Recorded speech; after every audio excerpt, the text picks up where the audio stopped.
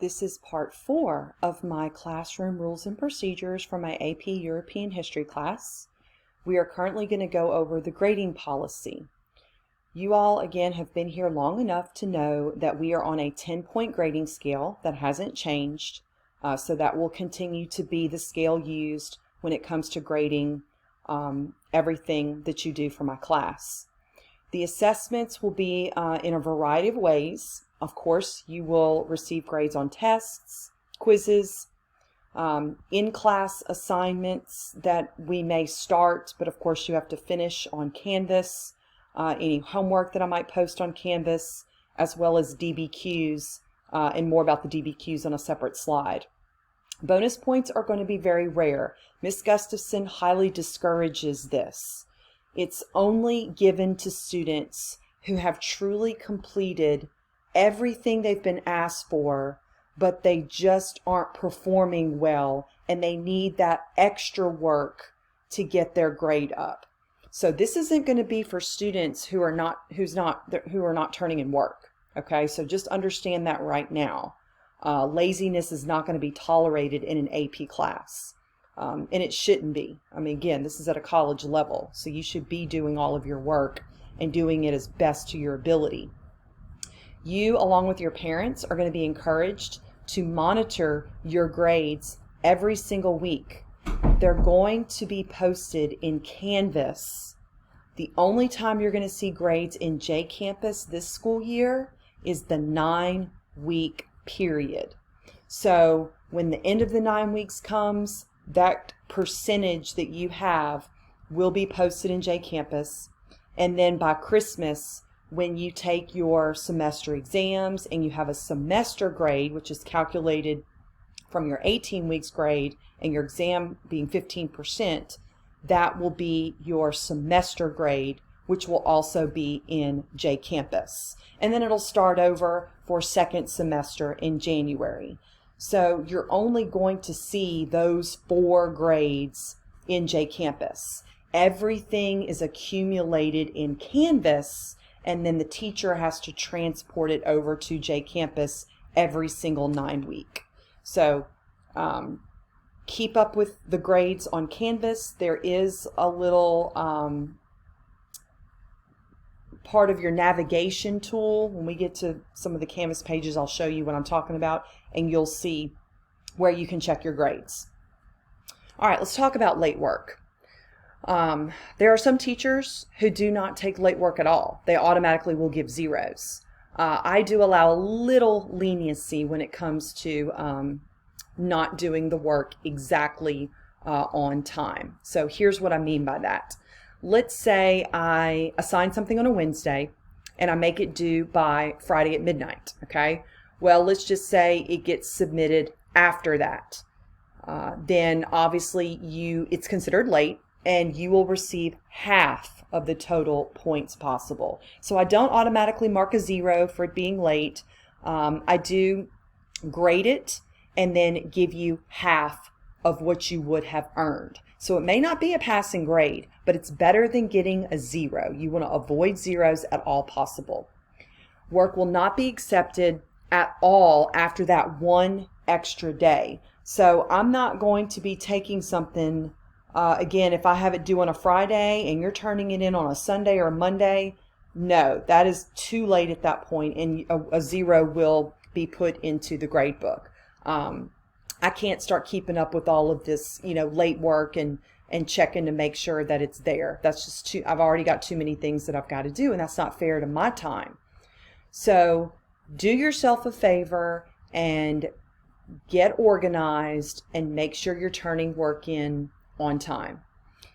Here's the reminder about extra credit. If you are one of those students who are not turning in their classwork or their homework on time, you are not eligible for the extra credit. Don't even ask me, because you are not eligible. DBQs, as well as the LEQ, which is called the long essay. We usually start the LEQ first, because if you can write a AP style essay Then the difference with the DBQ is just weaving in the documents. The formats are almost the exact same. The rubrics are very similar.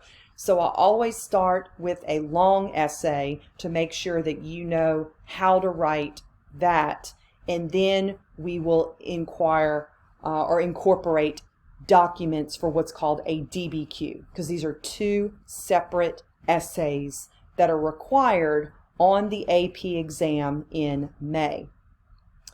Some of these DBQs, as long as we get to continue this hybrid model, or if they move us back to traditional where we're all in the classroom, then we'll get to do DBQs in class and work in groups and learn from each other about breaking down documents. Otherwise, if we go all virtual, you'll be doing this on your own time, and it can be more difficult. Virtual students, it's going to take a lot of discipline on your part to do these DBQs. I'll have a lot of instruction to give you, some videos to watch, and of course, please ask questions and schedule those Zoom meetings if you need to for further explanation. You all know that your attendance is extremely important. This can be your strongest enemy when it comes to grades, because if you are not present, then you are not getting very important information. So when it comes to the notes, because we get notes every single day, unless we're having a big test, again, it's important that you get the information off of Canvas, okay? The PowerPoint video will be there. I guide you through it. You need to get those notes off of it.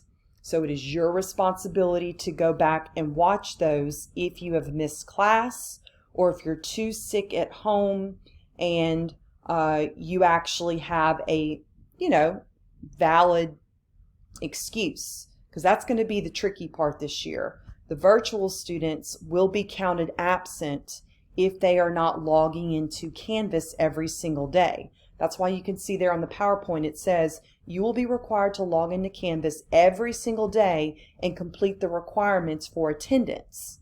So if you don't do this, you will be marked absent, okay? If you're actually in class and you check out, and you haven't been in class for more than 27.5 minutes, which is about half, then you will be counted absent, okay? And if you're counted absent, the only way to,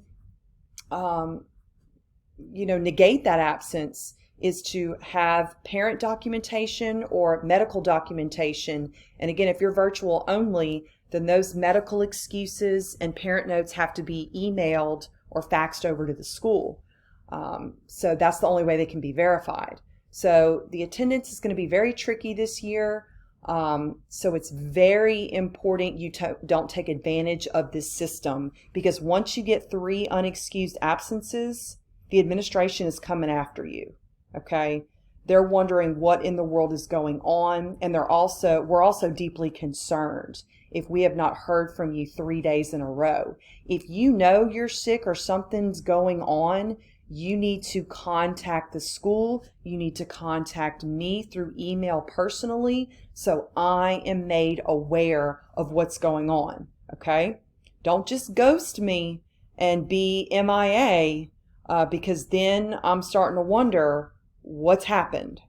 So very important you communicate with all of your teachers when it comes to attendance this school year.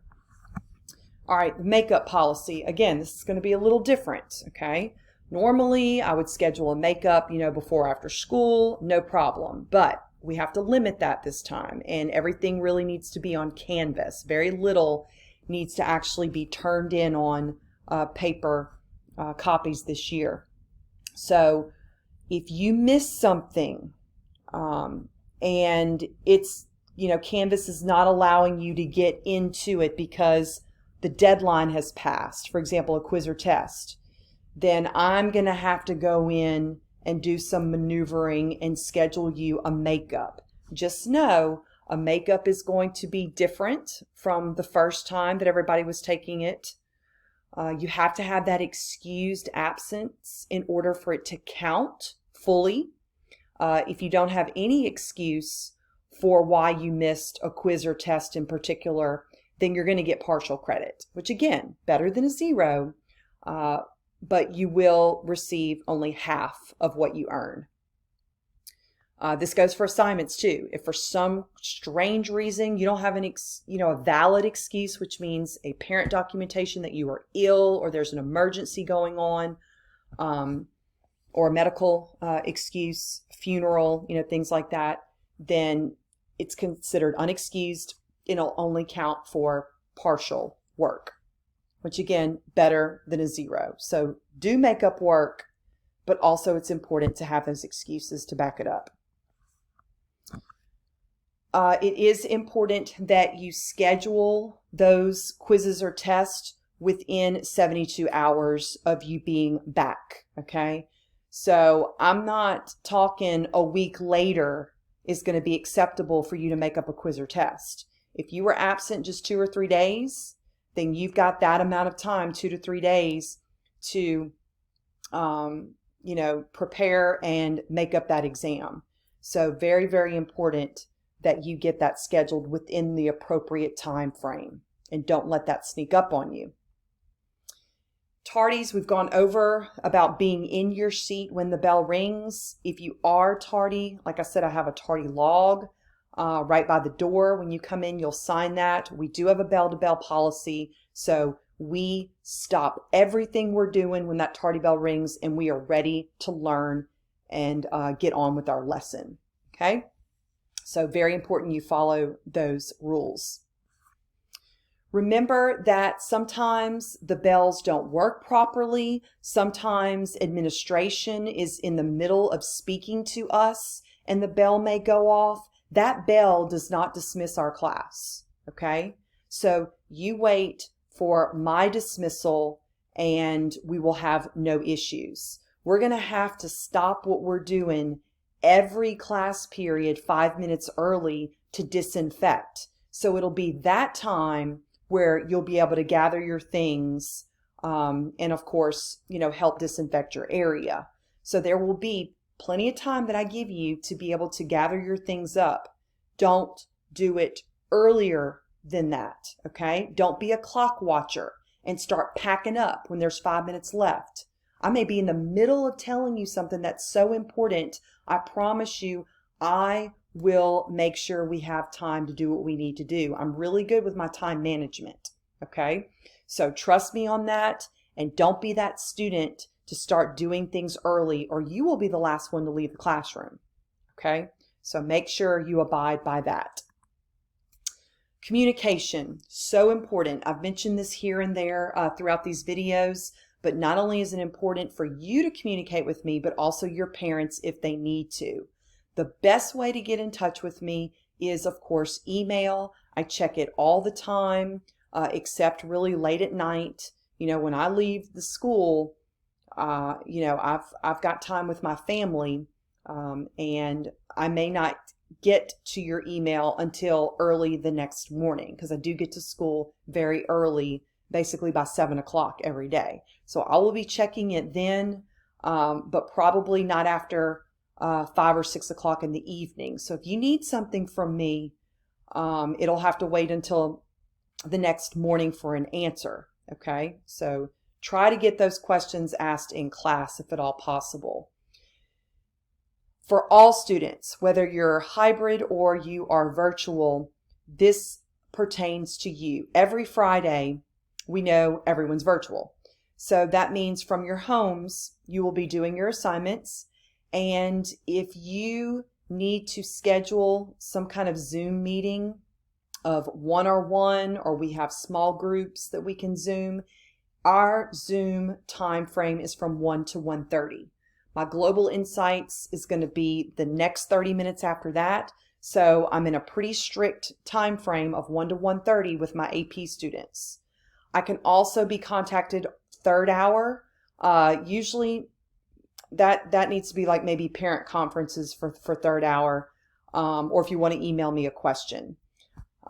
So remember this communication. My email is here, and I'm going to stop this video to get ready for the last one.